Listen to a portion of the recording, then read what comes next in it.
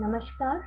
Myself Dr. Dipti Bisht, Professor, Department of Sai Chikitsa, Faculty of Ayurved Sciences, Jyoti Vidyapeeth Women's University, Jaipur. आज BMS 4th year के class में हम जो topic लेने जा रहे हैं वह है कुष्ठ रोग का चिकित्सा सूत्र एवं मैनेजमेंट। कुष्ठ रोग के चिकित्सा से पूर्व कुष्ठ रोग के बारे में कुछ इम्पोर्टेंट पॉइंट्स हम डिस्कस करेंगे। संप्राप्ति में जाने से पहले कुष्ठ रोग के बारे में एक दो बातें। जैसे कि आप सभी जानते हैं, कुष्ठ रोग को रक्तज विकारों में गिना गया है।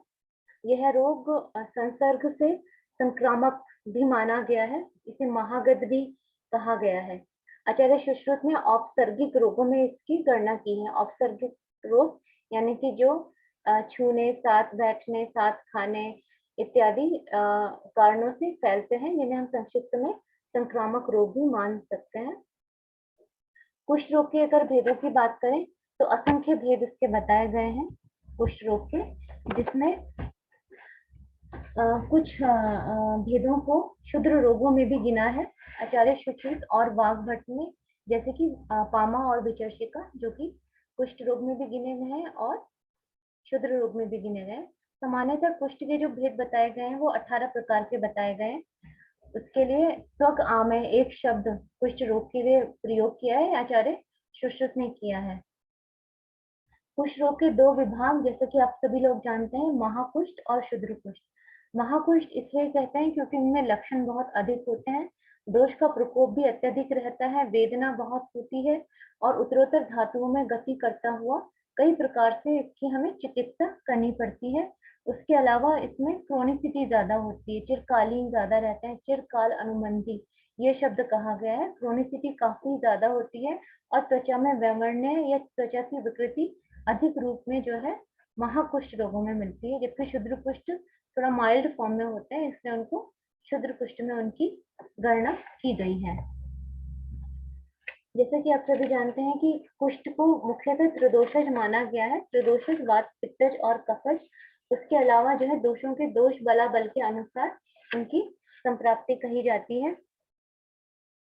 निदानों की तरफ जाएं तो बहुत ही संक्षिप्त में इसके निदान जान लेते हैं। जो आचार्य ने कहा है, शीत और उष्ण का बिना क्रम के सेवन करना, शीत के बाद सहसा उष्ण या उष्ण के बाद सहसा शीत वस्तु का सेवन करना। उसी तरह से संतर्पण तथा अपतर्पण करने वाले आहारों का बिना क्रम के अनुसार एक के बाद दूसरे का सेवन करना। कुछ पदार्थ जैसे पाणित, मद्य, मछली, मूली, मकोई, इनका अधिक मात्रा में बार बार प्रयोग करना या अजीर्ण अवस्था में इनका प्रयोग करना। एक स्पेशल चिलमिल नामक मछली को दूध के साथ प्रयोग करना। उसके अलावा छाछ, कुलत, उड़द, अत्ती, कुसुम्ब, इन सबको एक साथ खाना। उसके अलावा भ्रम, श्रम और आतप से पीड़ित व्यक्ति द्वारा सहसा शीतल जल से स्नान कर लेना। विदग्ध आहार को बाहर निकाले बिना विदाही अन्न का सेवन करना। अजीर्ण में भोजन करना, अति मात्रा में भोजन करना, अति भोजन के बाद व्यायाम या आतप का सेवन करना। पंच कर्मों का या शोधन कर्मों का ठीक से ना हो पाना। दिवा स्वप्न स्नेहपान, वमन के बाद तुरंत व्यायाम करना। ये बहुत सारे कारण हैं जो आचार्य ने बताए हैं।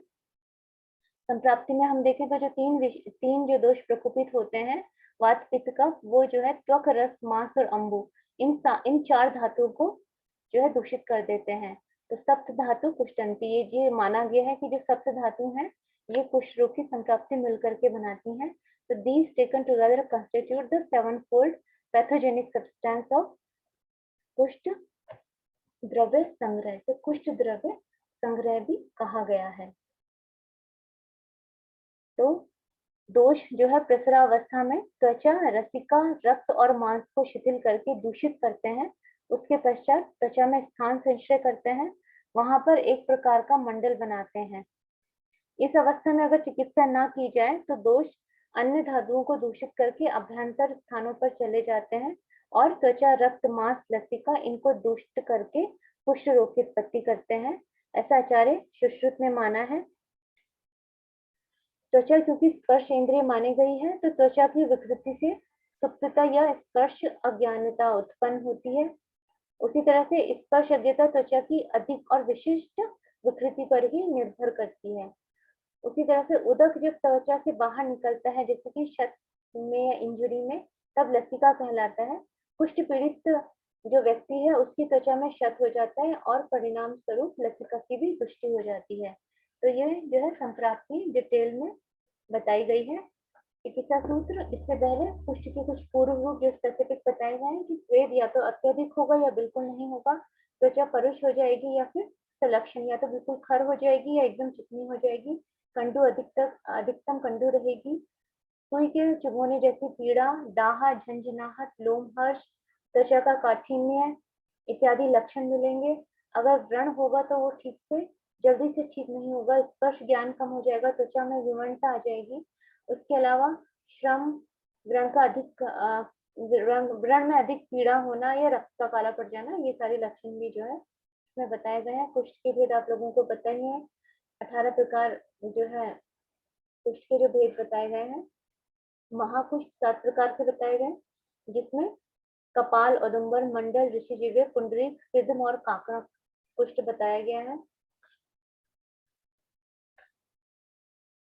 क्षुद्र कुष्ठ में एक कुष्ठ, किटिप, अलस, चर्मदल, विस्फोटक, विचर्चिका, चर्माख्य, विपादिका, दद्रु, पामा और शतावरी, ये जो है 11 प्रकार के क्षुद्र कुष्ठ जो है ये बताए गए हैं। तो कुल 18 प्रकार के कुष्ठ रोग पाए जाते हैं। तो अगर इनको हम दोषों के बलाधिक्य के अकॉर्डिंग देखें तो आप लोगों को पता ही है कि वात अधिक होगा तो कपाल कुष्ठ होगा, पित्त अधिक होगा औदुंबर होगा, कफ की अधिकता से मंडल कुष्ठ होता है, वात पित्त की अधिकता से ऋषिजीव्य, वात कफ की अधिकता से पुंडरी और वात कफ की अधिकता से सिद्ध कुष्ठ होता है। अगर त्रिदोषज हो, तीनों दोष हो तो काकड़ा कुष्ठ होता है। तो इनके डिटेल लक्षणों में हम नहीं जाएंगे, बस हम थोड़ा सा लक्षणों के ऊपर जाएंगे कि अगर इस तरह के लक्षण मिलते हैं तो वह वातिक कुष्ठ की श्रेणी में गिना जाएगा या वात प्रधान गिना जाएगा, जिसमें त्वचा की खरता, रुक्षता, शोथ,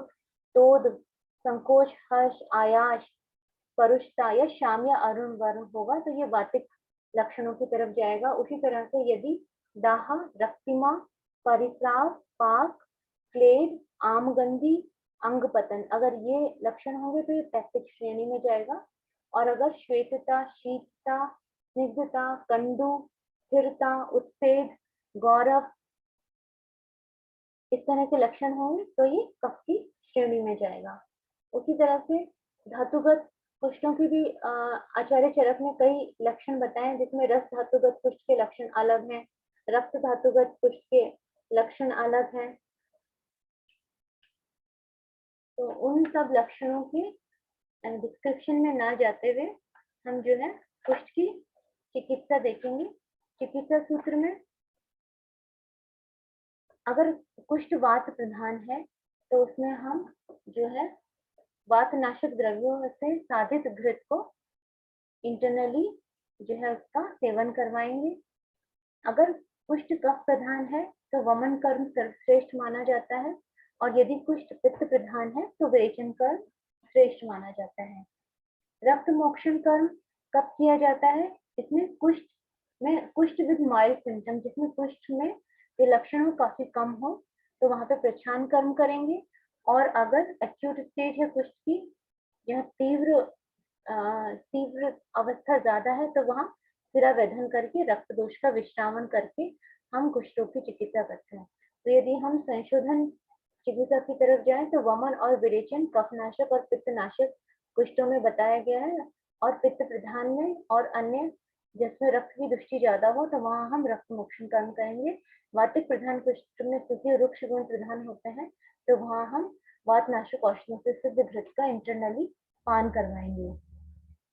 संशोधन क्रिया के बाद स्नेहपान फिर से कराया जाता है, जिससे कि वात की वृद्धि ना हो। जो प्रकोपित दोष हैं उनको हमें बहुत अधिकता से, बहुत तेजी से नहीं निकालना चाहिए, क्योंकि यदि हम काफी तीव्रता के साथ और बहुत जल्दी जल्दी संशोधन कर्म करेंगे तो वायु प्रकोपित होकर के जो है रोगी के लिए घातक सिद्ध हो सकती है। शोधन कर्म के पश्चात संशमन कर्म किया जाता है। संशमन कर्म में हम जो औषधियां हैं वो मुख द्वारा सेवन कराया जाता है। दूसरा बड़ी परिमार्जन चिकित्सा यानी कि जो लोकल एप्लीकेशन है अलग अलग तरह की हर्बल फॉर्मुलेशन के, वो करवाया जाता है टेंशनल चिकित्सा में। इसके अलावा निरुबस्ती, नस्यकर्म, धूमपान, रक्तमोक्षण, इन सब का प्रयोग हम कुष्ठ रोग में रोगी की अवस्था अनुसार और दोषों के बलाबल को देखते हुए करवा सकते हैं। क्षार कर्म उन कंडीशन में करवाया जाता है जहाँ कुष्ठ रोगी में जो कुष्ठ रोग है वहाँ जो चकत्ते जो मंडल हो गए हैं उनमें बिल्कुल भी स्पर्श ना हो, यानी उसमें कोई सेंसेशन ना हो, तो वहां पर हम क्षार कर्म करवाते हैं। और उन जगह पे जहाँ शस्त्र कर्म नहीं कराया जा सकता वहां पर क्षार कर्म कराया जाता है। उसके पश्चात सिद्धार्थक स्नान कहा गया। सिद्धार्थक स्नान जो कुछ औषधियों का एक मिश्रण है जिसको खाने में, खाना बनाते समय, पीने में, नहाने में, लगाने में जिसका उपयोग किया जाता है, कुष्ठ रोग का ये विशेष रोग अधिकार कहा गया है। औषध प्रयोग, औषध प्रयोग में विविध घृत, चूर्ण, रस औषधियों का हम प्रयोग करते हैं। हमेशा ये चीज ध्यान रखनी चाहिए कि अगर कुष्ठ में तीनों दोष समान रूप से मिल रहे हैं तो हमें जो दोष सबसे अधिक है उसी की चिकित्सा प्रथम करनी चाहिए। जैसा कि मैंने इसमें बता ही दिया है, महाकुष्ठ की अवस्था में सिरावेद सही होता है। संशोधन के बाद स्नेहपान जरूरी है। स्थिर और कठिन कोष्ठ में हम क्षारपातन कर सकते हैं, उसके पश्चात स्वेदन भी करा सकते हैं। कुछ स्पेशल योग हैं जो आचार्य चरक ने बताए हैं जो कुष्ठ में काफी लाभदायक सिद्ध होते हैं, जिसमें आंवला सार गंधक, आंवला सार गंधक को चमेली के रस के साथ या मधु के साथ दिया जाता है। उसी तरह से शिलाजितु का प्रयोग भी बहुत लाभदायक होता है, जिसे गौमूत्र के साथ मिलाकर दे सकते हैं या वज्र भस्म के साथ मिलाकर के दे सकते हैं। कुछ लेप हैं जिसमें कि मांस्य आदि लेप, एडगज आदि लेप या फिर रिपवा आदि लेप, इन लेपों का प्रयोग कराया जाता है। कुष्ठ, करंज बीज, चक्रमर्द, इन औषधियों का लेप का यूज कराया जाता है।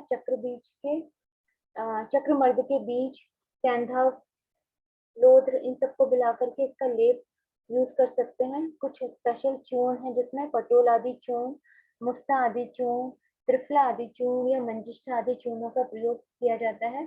घृतों में महातिक्त घृत, महाखदिर घृत, पंचतिक्त घृत, ये स्पेशल जो है तिक्त औषधियों से सिद्ध घृत है जो कि वातिक कुष्ठ में विशेषता मुख्य लाभकारी होते हैं। इसके अलावा जो पैतृक और कफज कुष्ठ हैं, संशोधन से पूर्व के स्नेहपान में इन्हीं घृतों का हमें प्रयोग करना चाहिए। कुष्ठ की शांति पहले से ही शुरू हो जाती है। बाह्य प्रयोग के लिए भी महातिक्त घृत, महाखदिर घृत या तिक्त षटकल घृत, इनको बाह्य लेपन कर्म में भी इन घृतों का प्रयोग कराया जा सकता है। उसके अलावा बाकुची तेल, नींद तेल, अर्क तेल, ये अन्य तेल हैं। कुष्ठ की जो सर्वश्रेष्ठ औषधि है वो खदिर मानी गई है। उसके अलावा गंधक, बाकुची, ये भी कुष्ठ की जो है श्रेष्ठ औषधियां बताई गई हैं। रस औषधियों में शुद्ध गंधक, गंधक रसायन, रस माणिक्य, व्याधि हरण रसायन, ये कुछ स्पेसिफिक रस औषधियां हैं जो कुष्ठ रोग में दी जाती हैं। वटियों में आरोग्य वर्धनी, शशि लेखा, पंच निम्बादी वटी, इनका प्रयोग कर सकते हैं। गुग्गुल में केशोर गुग्गुल और पंचतिक्त घृत गुग्गुल। पंचतिक्त घृत गुग्गुल अधिकतर उन कुष्ठ रोगों में दिया जाता है जो बहुत ही चिरकारी होते हैं या क्रोनिक होते हैं, हार्ड हो चुके होते हैं, काफी टाइम से ठीक नहीं हो रहे होते हैं, जिसमें खुजली भी काफी ज्यादा हो रही होती है, वहाँ पंचतिक्त घृत गुग्गुल दिया जाता है।